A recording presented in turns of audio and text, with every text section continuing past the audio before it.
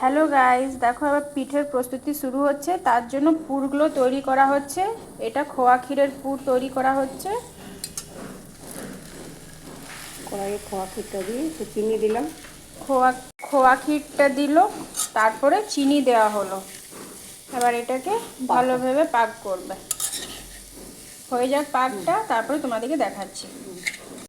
দেখো এবার পাটালি দেওয়া হচ্ছে।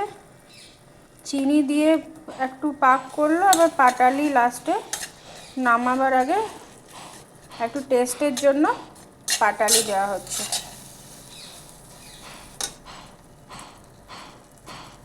দেখো খোয়া ক্ষীরটা পিঠের জন্য পুর হিসাবে রেডি হয়ে গেল।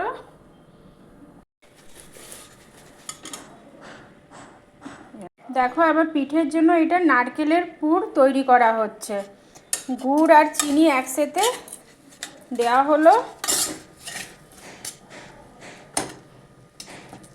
দেখো আবার নারকেলটা দিয়ে দেওয়া হলো।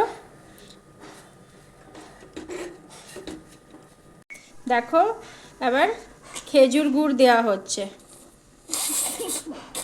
দেখো আবার খেজুর গুড় দেওয়া হলো। দেখো নারকেলের পুরটা রেডি হয়ে গেল।